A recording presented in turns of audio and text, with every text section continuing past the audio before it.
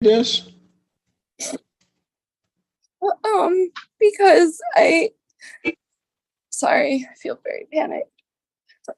I felt that when the car was put in reverse, I interpreted that as being put in reverse to hit my partner that was outside of the car.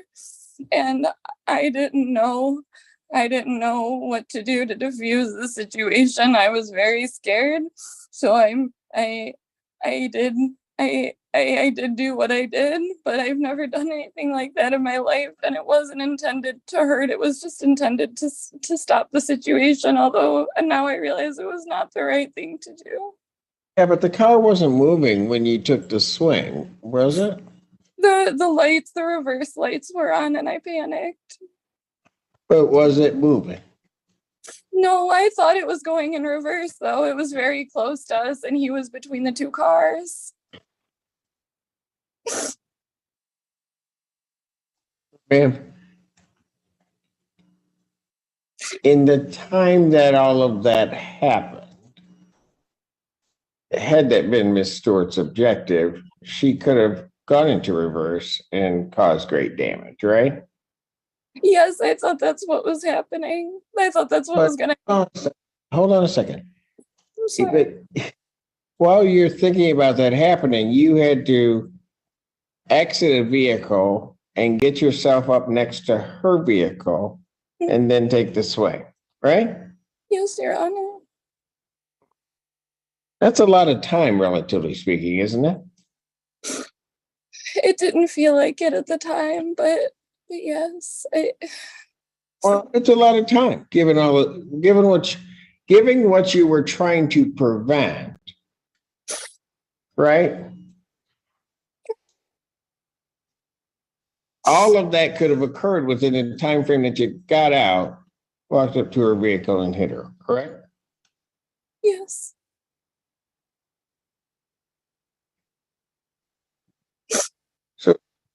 So tell me what makes me believe that you won't do this again. This is, as I read this, it's one of the most troubling things for me because it's a lot like road rage that just is occurring, sometimes inexplicably. So tell me what will assure the court that you're not going to do this again. I have never in my life been involved with any kind of violent interaction, and what I did not come from a place of anger or wanting to punish someone, but just from a place of fear. But I know now I've learned my lesson, and I will never do anything like this again, nor have I done it before. This is very uncharacteristic of me. I am not a violent person. I'm not an angry person. Ms. Stewart, how old were your daughters? They were 7 and 9 at the time. Okay.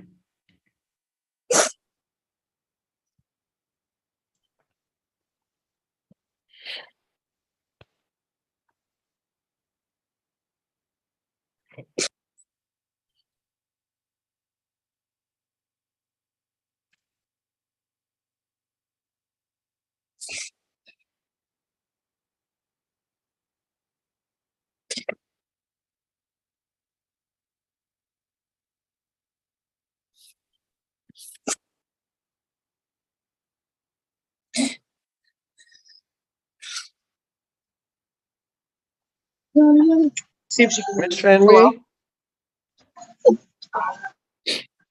Ms. Fenby, Yes. when you hear Ms. Stewart not so much talk about herself, but about the effects it had on her daughter, what comes to your mind? I feel horrible. My heart breaks, and I'm so sorry for the impact that this made. I never wanted anything like this to happen, and I am so sorry.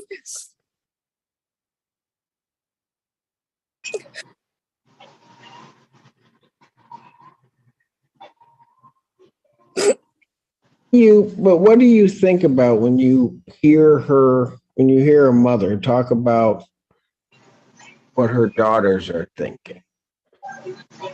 I feel very bad. I feel very remorseful, and it honestly breaks my heart. I would never want to have that impact on anyone, especially children, and I am so sorry.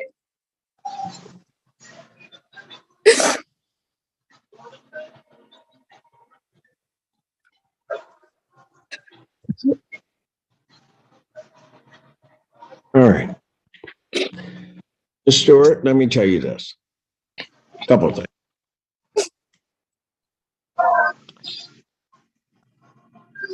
I don't believe that imposing jail at this point is the thing to do. Because I don't think, as I listen to you, I don't think that that's necessarily what you really want to have happen. It sounds to me, and maybe I'm wrong, and feel free to correct me, but I think what you care about more than anything in the world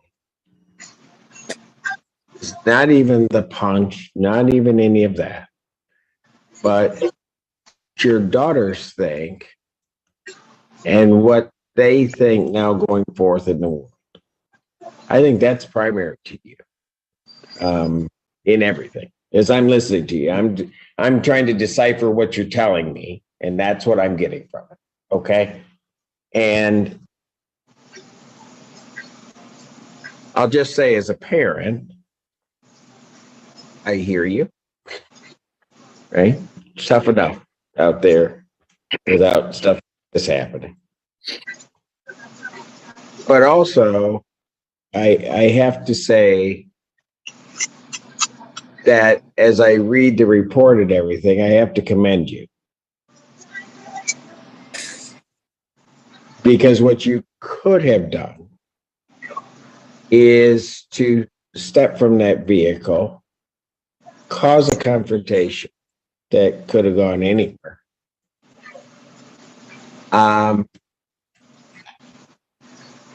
And a lot of bad things could happen. Right? But what you did is you got your family out of the way, went down, and you reported. Quite frankly, I don't think there's a greater lesson that you could have imposed upon your daughter or given your daughters as to, in certain events, how to handle that type of situation. Because you could have taught them something very different.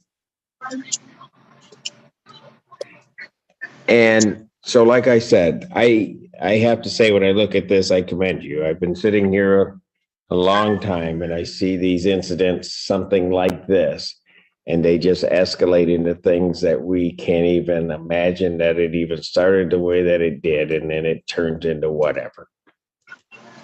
Okay. But I also don't think that jail time is it. I would like to Because say, I don't. I did Go explain. ahead. I did explain to my daughters what.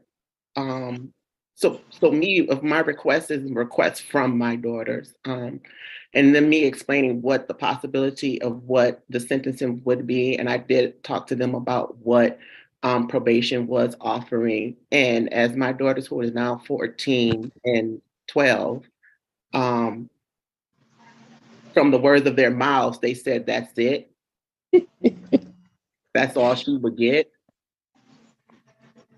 No, I understand. So I'm just Yeah. saying, and so yes, I am here fighting for what my daughters would want, or what the words they said to me. So I know how things are, but in their head and what they interpret and what they see, and what they saw and what I think they think what they feel the law or what bad people do, or think what's supposed to do, I think that they won't get it. They won't get it. they won't understand. They may. They may. I think that kids are a whole lot. Maybe as they get older, over time, but I think, I just think as two young African American girls who see a Caucasian woman assault a Black woman, they see what they are seeing in this world. And they said, that's it. Is that it? So I'm here because I am fighting for them. I am fighting for them. What they think should I understand that. But ma'am, let me just tell you this. Yeah. And since you broke it down and brought it up, I was raised by a Black woman. I understand, and I understand how I'd feel if that was my mother being hit. Yeah. But I also understand what our sense of justice is and what really has to happen.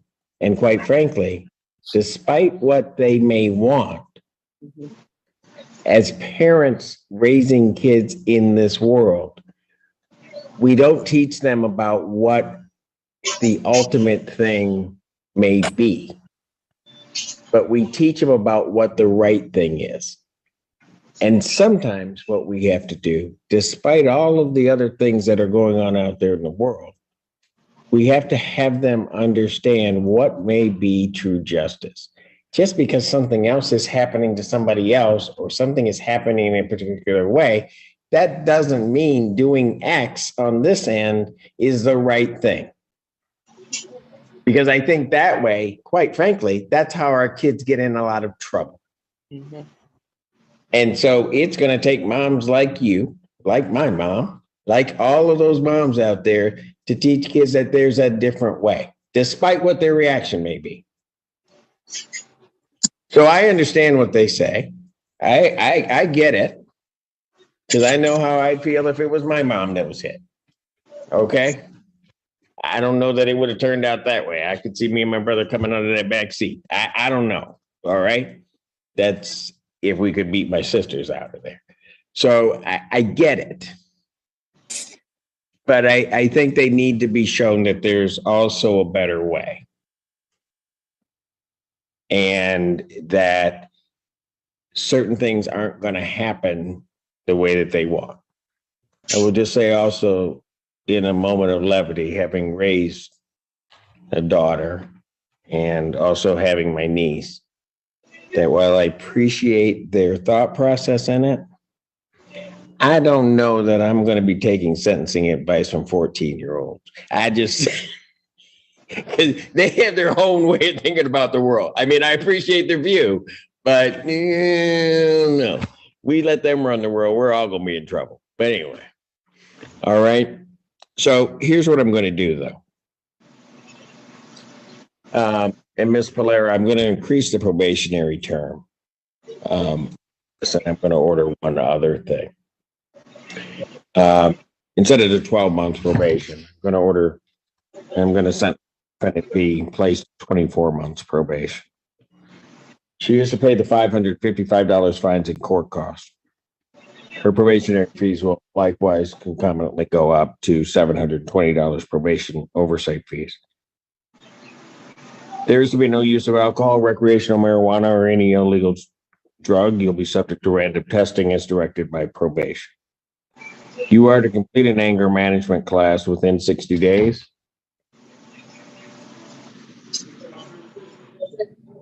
I will order that you're to continue your current mental health services at Packard Health, follow all recommended aftercare, including therapy and medication protocol. There is to be no contact with Karma Stewart or her family, directly or indirectly. Do you understand that, ma'am? Yes, Your Honor. There's to be no assaultive, threatening, intimidating behavior on your part. You are not to possess any weapons, firearms, ammunition, or anything fashioned to be a weapon. I will order 93 days in jail. I will suspend that jail. I'm going to add a term other than the increase in probationary time and the like. And that is, well, let me put it this way. You know, it's easy to use words, Miss Envy. And it's easy to say those words, remorse it's easy to say those words after it's all over. I'm sorry.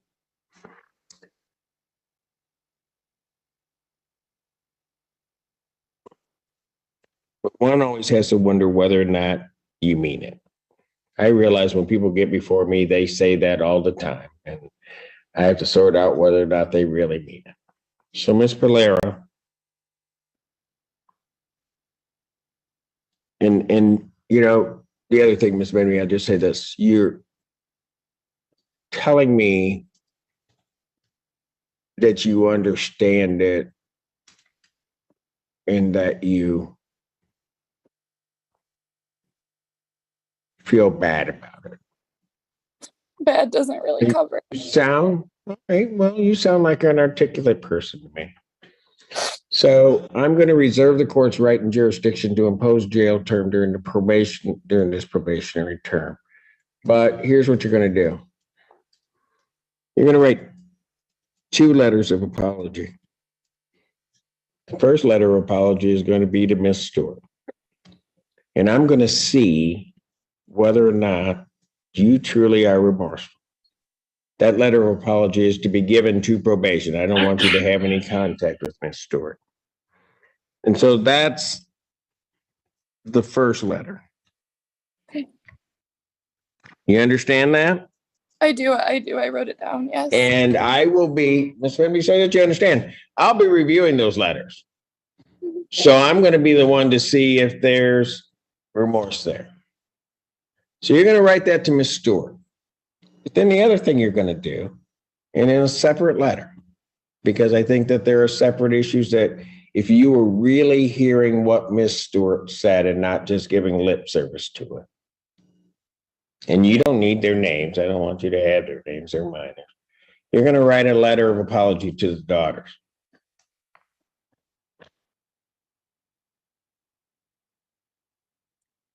And I would suggest to you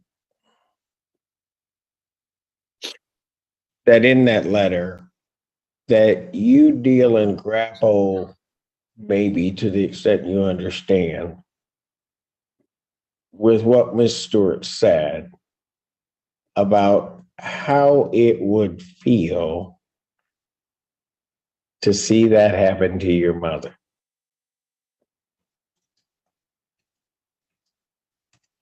Because see, I don't consider myself a violent person, but I know what me and my siblings would have done. I can just tell you. Because that would have been just a mess at Starbucks. If it were my family. And that's why I give Ms. Stewart all the credit in the world. But I want to see those, and then I will make a determination as to whether or not I will impose any jail time on the 93 that I've suspended. Everybody understand that? I so appreciate that. Thank you.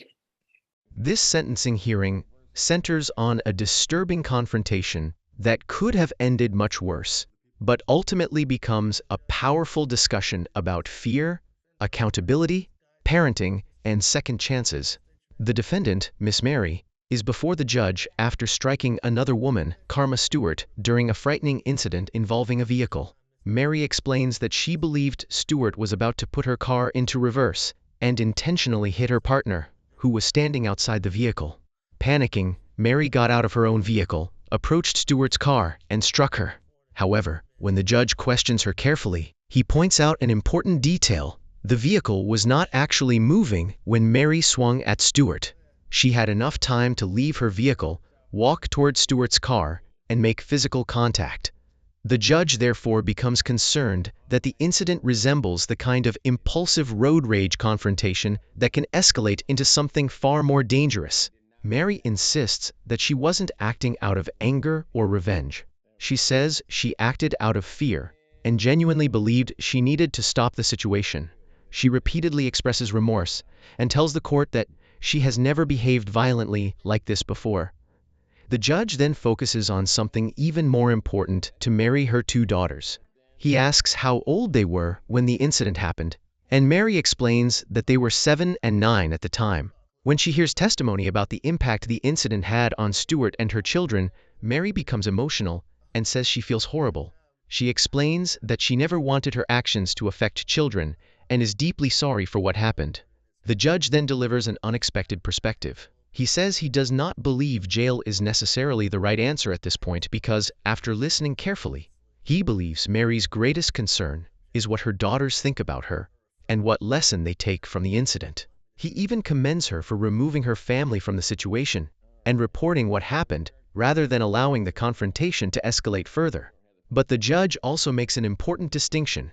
Being afraid or believing someone else was wrong does not give a person permission to respond violently. He explains that parents have a responsibility to teach their children what true justice looks like, even when emotions and circumstances make that extremely difficult. Mary tells the judge that her daughters, now 14 and 12, were surprised that the proposed punishment was only probation. They apparently believed a more severe consequence should have occurred after seeing what happened to their mother figure.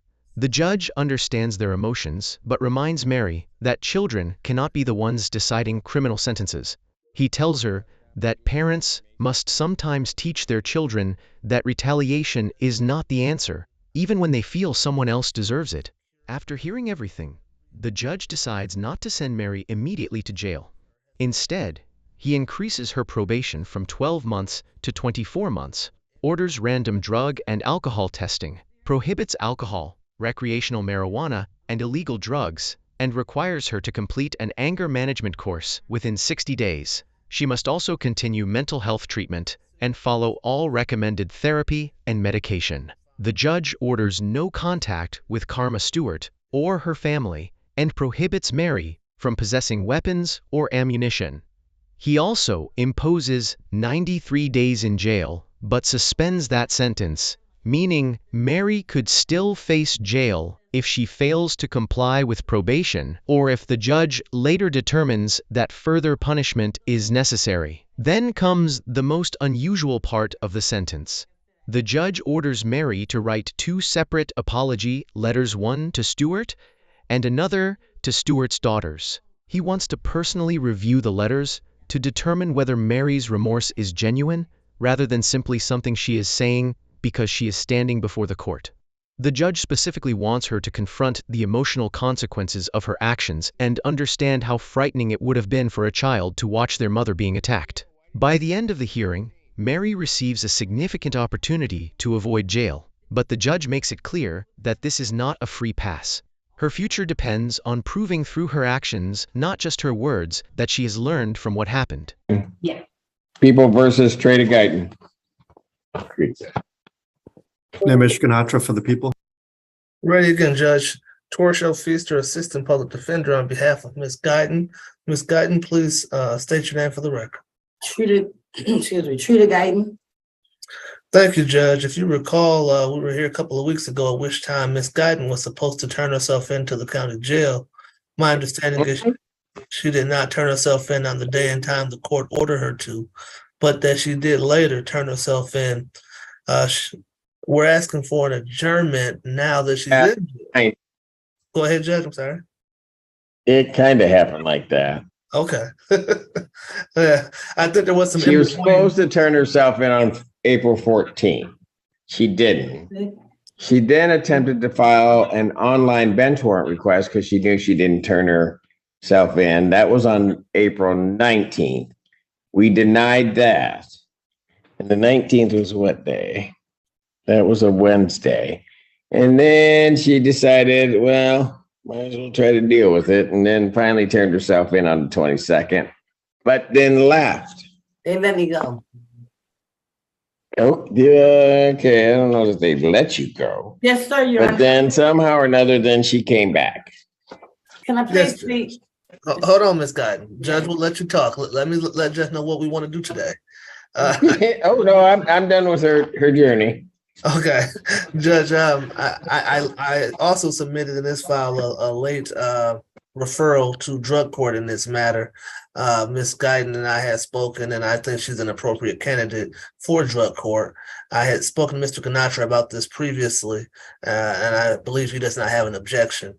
So I'd like to have her referred, and then I think Ms. Guyton wants me to do a couple other things also. All right. Then drug court referral, They don't have the prosecutor's signature. I'm assuming, Mr. Ganatra, you don't have an issue with that. No, you can please sign with my permission. Okay. Seems to be a consistent theme of Feaster. I'm working on getting better. No, I'm just saying, man. I'm just saying. All right. Okay, and we'll put this out 3 weeks to you want the 16th or the 23rd? 16th. Or 20 16th. We'll keep them consistent. Probable cause conference will be adjourned May 16th. What else did anybody want to address with me? Thank you, Judge. I believe Ms. Guyton wanted me to let the court know that she has secured a bed at a rehabilitation center. And I believe that was part of her hesitation, she tells me, in turning herself in. She was hoping to go to an inpatient facility. Where is that at, Ms. Guyton? Sphere, Dawn Farms, Sphere. I might be saying it wrong. Sphere, at Dawn Farm. All right.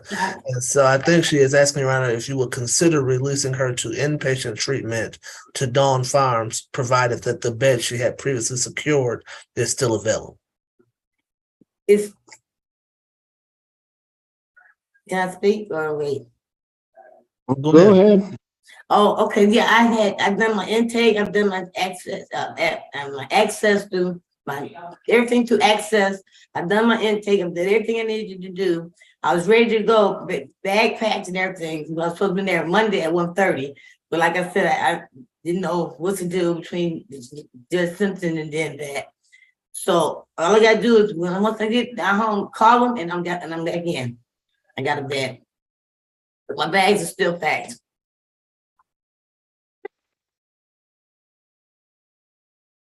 I've done everything I need to do. Just gotta go. Miss Guyton, Yes. you knew I ordered you to jail. Why didn't you go there on the 14th? I didn't hear. I swear I didn't hear that part. That you was the part when you said what time and what day to turn myself in. Only way I finally found out was through my probation officer. I turned myself in twice. The second time they kept me, the first time I came. Well, hold it. So when you found out from your probation officer, then you knew I told you to go to jail. Why'd you file an online bench warrant recall? I don't know if it worked. Okay, well, that's an honest answer. Then you came to the jail on April 22nd. And then I told them I had a bench warrant the whole 9 yards. I got there at 7:45 in the morning. I stayed to 10:30. And then they came and told me, you can leave if you want to. You stay or you can leave.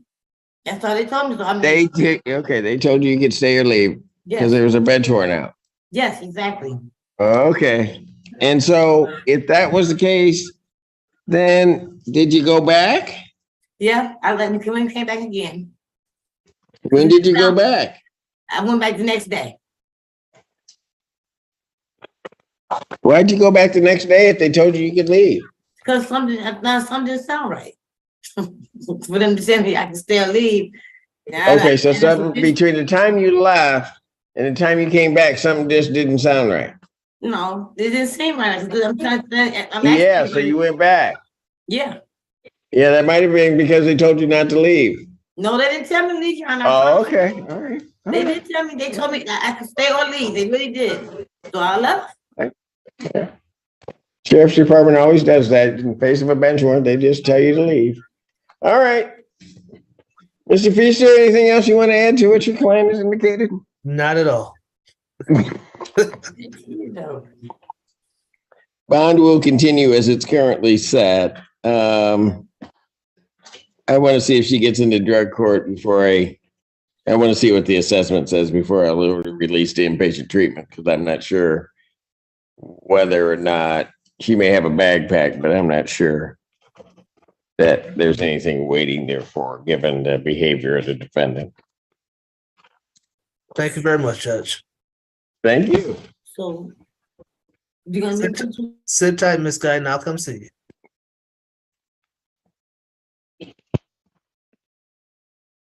You might tell her that she can leave. I'm just kidding.